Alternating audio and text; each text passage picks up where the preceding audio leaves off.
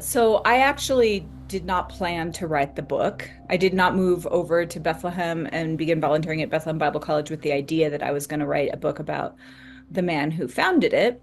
But Bishara had led such an interesting, fascinating life. And his story was just so compelling as he would share, as I got to know him, he would share stories about his life with me. And I think, Bashara, you need to write this. He said, I know, but I can't, I need someone to do it. I need someone to help me. And then one day he looked at me and he said, maybe you could do it. And I was like, I don't think so. Like, I'd never written a book before. I'd always felt that I had it in me to write a book. And I always assumed that at some point in life I would write a book, but it's one thing to dream about it. It's another thing to actually like, okay, I'm going to write a book. And it was just such a daunting task. So I just blew him off, really. And like another year went by or something. And to cut a long story short, I was up in Alaska praying about whether to go back to Palestine or whether to go to Turkey. And I got this text that popped through in an area where there was no Wi-Fi. And it was from a friend who said, Hi, Mercy, I'm sitting here in Bethlehem with Bishara, and he's looking for somebody to help him write his book. And every time he brings it up, you're the one that comes to mind. Have you ever thought about it? And to me, it just seemed like such an answer to prayer because I was gripped by this complete indecision at the time about what my next step was. So when that text came through in the middle of this deep forest in that backwoods of Alaska, only Wi-Fi thing that happened the whole time I was there, I was like, okay, I feel the Lord is calling me to do this. Like this is something that God is actually commissioning me to do. And if God is with me in this, then I can do it. If God thinks I can do this, I can. So I called Bishara as soon as I could, and I told him that I would help him tell the story. So that's kind of how I got into doing it. Why is it important? I felt that his story was so important for so many reasons. One is that a lot of people have never heard Palestinian voices. A lot of American Christians have never heard the stories of Palestinian Christians. And I just kept thinking, if churches and people that I know back home could hear someone like Bashara, it would challenge a lot of their presuppositions and their political views or even their theological views as related to Israel and Palestine.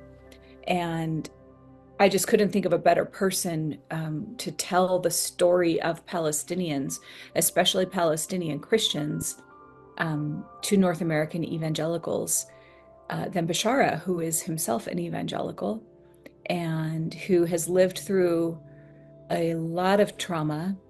And he and his family and his community in the Bible College collectively have lived through a lot of trauma and a lot of injustice, a lot of things that would surprise the Western world if they knew that this is actually what Palestinians were going through, even our own brothers and sisters in Christ, things that would really shock people, I think. But that Bashara tells all of this with such gentleness and such a spirit of reconciliation and such a Christ-like way of looking at all of it, even though he was very honest with his struggles, that I just felt that it was a relatable story. It was a fascinating story, and it could be a story that could really help broaden the conversation in North American churches, which is what I was, what I'm all about doing. You kind of learn about God by learning about your place in this world and how we relate to other people. Like you can't separate the gospel from that. And I think that's one of the things that strikes me about the Palestinian Christians is this full embodiment of their faith. It's not like they have their pietistic personal salvation with the Lord kind of tucked off and then you know, you follow a few rules like don't drink, don't smoke or whatever, and you're good to go. Um, the Palestinian Christians are seeking under incredible cost and under so much tension to really live into the Sermon on the Mount, for example. I never saw people discuss like nonviolence as a part of the gospel and peacemaking as a part of the gospel, or who wrestled so much with the verses about forgiving our enemies or turning the other cheeks. I didn't, I probably heard more sermons on that in my first year in Palestine, in the occupied Palestinian territories in Bethlehem, than I had for my entire life growing up and ministering and living within a more evangelical, charismatic type of context in North America. So I think that's one of the challenges that will come to Western Christians as they read this is hopefully the book will force the reader to ask themselves, what would I do if I was in this situation?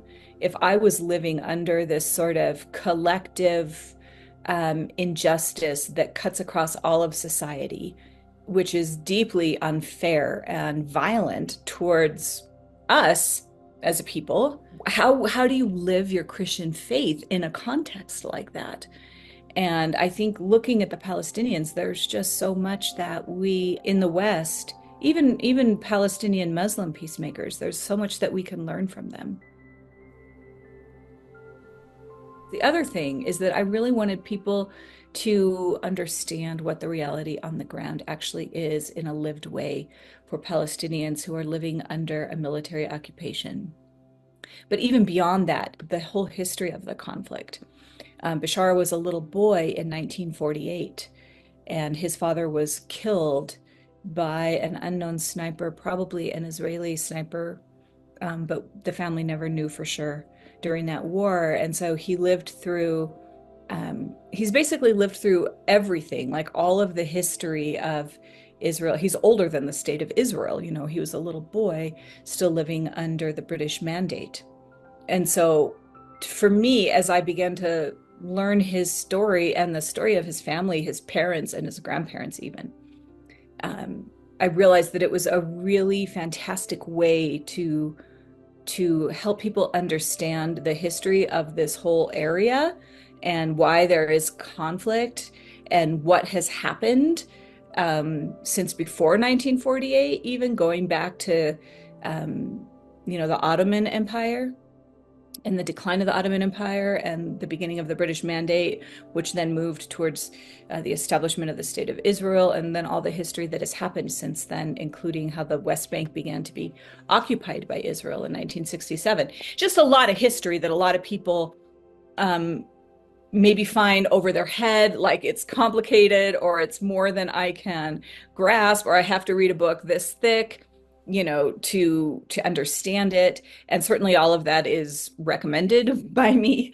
But Bishara, because he lived through everything, he gives people the opportunity to learn the history as they walk with Bishara through his life and as he reflects back on his parents and his grandparents.